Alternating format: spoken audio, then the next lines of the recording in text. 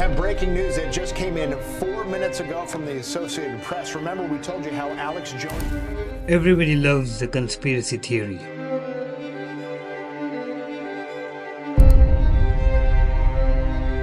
The thrill of hidden secrets. The pull of forbidden knowledge. Emergency order issued for Area 51. The tantalizing possibility. You know what it's like to gut up to this and go out every day and go past the peer pressure and come out day one and say 9/11 was an inside job? That there's more going on behind the scenes than we are You're told. in a death battle now. You're in a death battle, New World Order. We know. You're in one with us. Secrets. The kind that don't just hide in the shadows. They lurk in plain sight. Sold to the highest bidder. The next 10 minutes, I'm going to break down a subject so incredibly important, I don't even feel worthy to bring you this information. And swallowed by the millions.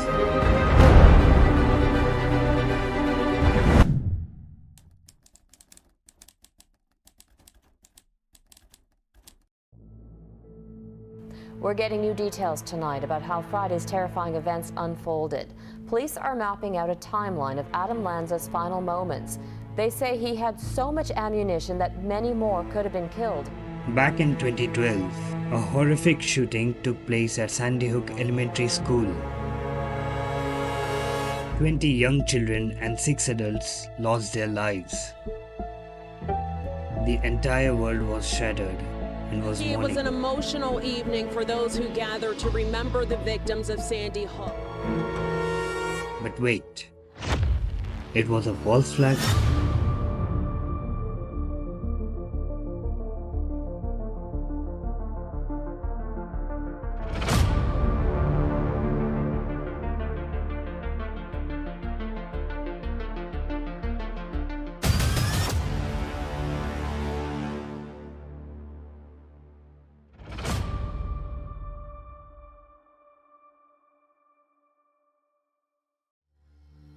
Sandy Hook was a hoax, a false flag operation staged by the government to take your guns. That's not me saying it, that's Alex Jones. This is what he told his audience. Sandy Hook is a synthetic, completely fake, with actors, in my view, manufactured. Not just once, not in passing, he shouted it from the rooftops of his media empire. He claimed grieving parents were crisis actors and that the children who died that day, they weren't even real. And then you've got parents laughing on, and they walk over to the camera and go, and I mean, not just one, but a bunch of parents doing this. And you know what's wild? People believed him.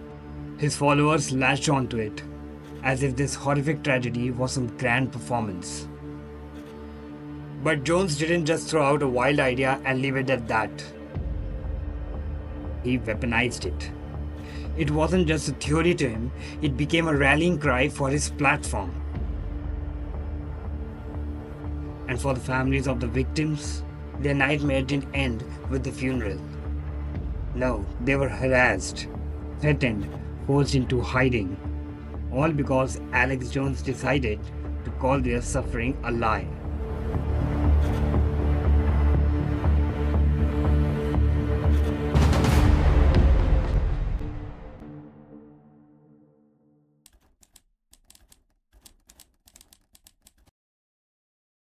So let's rewind for a second. Before the shouting, the supplements and the lawsuits, there was just a kid from Texas. Alex Jones, full name Alexander Emmerich Jones, was born in Dallas in 1974. His dad was a dentist, his mom a homemaker, and the family lived a pretty standard life in Rockwall, Texas. Nothing too wild, right? But hang on, it gets weirder. In high school, Alex wasn't exactly the guy you'd picture ranting about global conspiracies.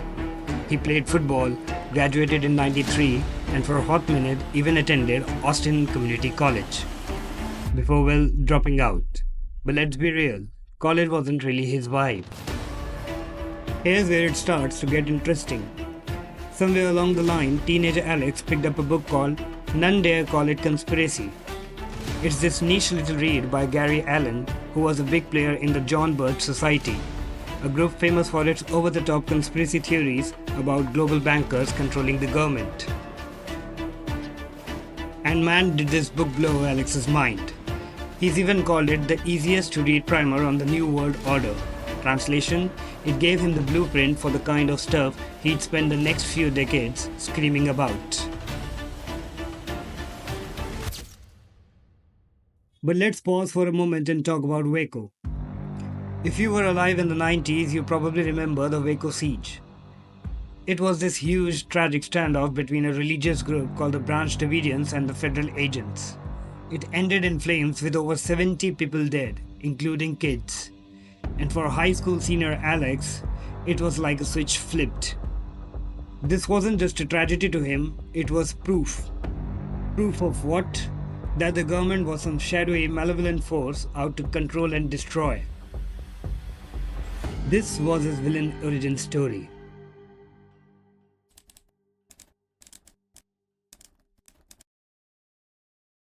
By the mid-90s, Alex had turned his obsession with conspiracies into a gig. He started hosting this call-in show on public access TV in Austin. Think of it like a conspiracy theorist open mic night. And spoiler, the guy had an audience.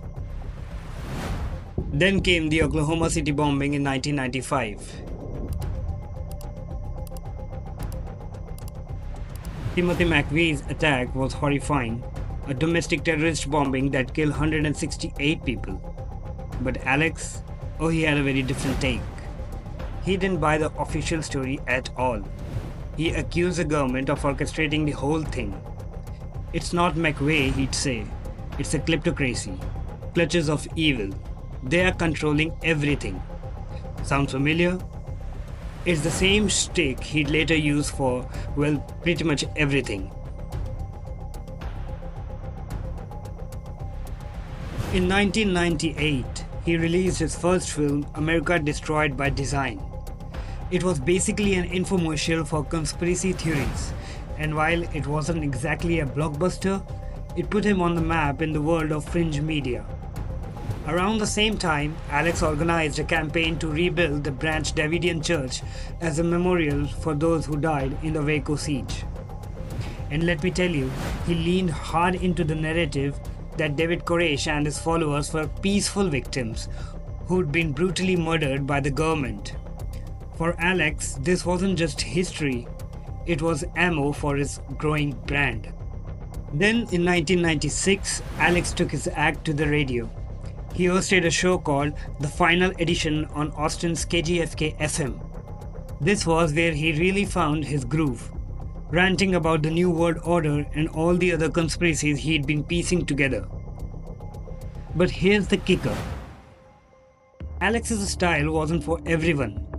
His bosses at the station weren't exactly thrilled about his wild, unfiltered rants. They wanted him to tone it down, broaden his topics a bit, be more advertiser friendly. By 1999, the station has had enough and fired him. And Alex, being Alex, said it wasn't about ratings or advertisers. It was a political hit job.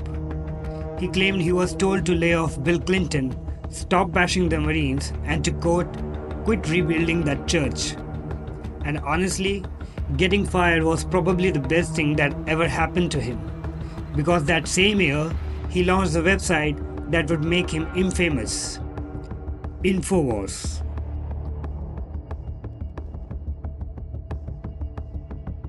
Infowars wasn't just a platform, it was a megaphone.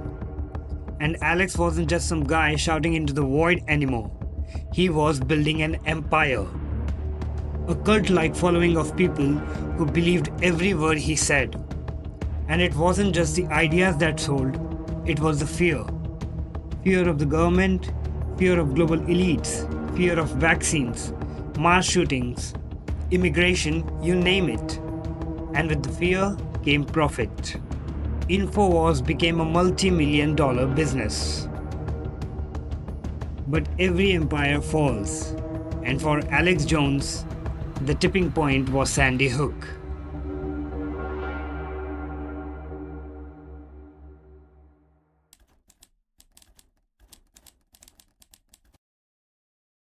What happens when a man builds an empire on fear and outrage, only to watch it crumble under the weight of his own lies?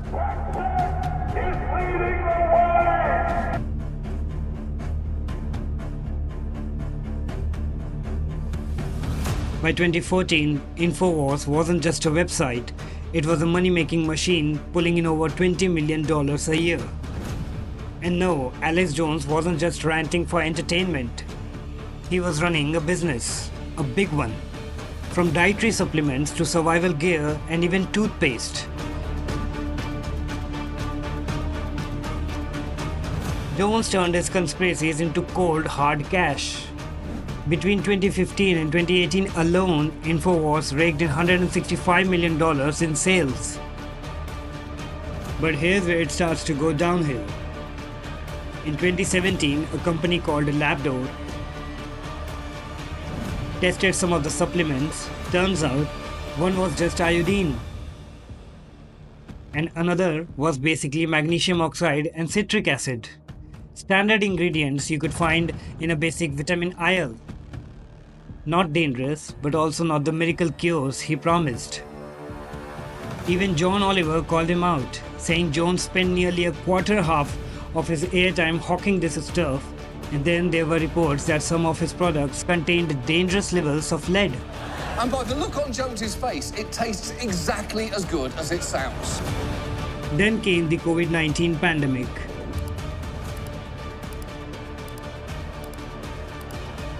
And Alex Jones, being Alex Jones, couldn't resist stirring the pot. He started claiming without a shred of evidence that his products, like colloidal silver toothpaste, could treat or prevent COVID. Security had said this stuff kills the whole SARS corona family at point blank range. Well, of course it does. It kills every virus. But they found that. And then this is 13 years ago. And then came 2018, the year of the great deplatforming. It all started when Jones called Parkland shooting survivor David Hogg a crisis actor on YouTube. Not a good look. YouTube hit him with a strike, and soon after, Facebook, Spotify and Apple started wiping his content. By August, Jones was practically erased from the digital world. Even Pinterest said no thanks. Jones claimed it was all part of a coordinated effort to silence him. But honestly, the platforms were just done with his hate speech, harassment and blatant misinformation. And remember his Infowars? It lasted a little longer, but Google pulled the plug on that too, after Jones kept spreading COVID misinformation. Now let's talk lawsuits. The families of Sandy Hook victims finally getting at least some of the money legally owed to them by right-wing conspiracy theorist Alex Jones. Because if the bans were the first nail in the coffin, the lawsuits were the sledgehammer. Jones's unhinged claims about the Sandy Hook shooting being a hoax came back to haunt him in a big way. Families of the victims sued him for defamation, and courts didn't hold back. The Sandy Hook cases exposed not just Jones's lies, but his business practices. Court filings revealed that Infowars was marking up products like beet supplements by 900%. And leaked text messages showed how his team was scrambling to dodge social media bans by disguising content under new names. It was all falling apart. For years, Alex Jones accused them, the media, the government, whoever, of plotting against him. And in the end, his very platform became a monument to satire, a caricature of the conspiracy machine he created. It's poetic, really. But here's another kicker. Even as The Onion mocks his empire, Jones's hardcore followers refuse to let go. To them, this isn't a defeat, it's a proof that the system is really out to get him. And here's the wildest twist of all. As much as Jones lied, as much damage as he caused, there's this tiny unsettling possibility that he wasn't entirely wrong. Not about Sandy Hook, that's all lies, full stop. but about something bigger? Maybe the ultimate conspiracy isn't the one Alex Jones tried to sell us. It's the one he accidentally created.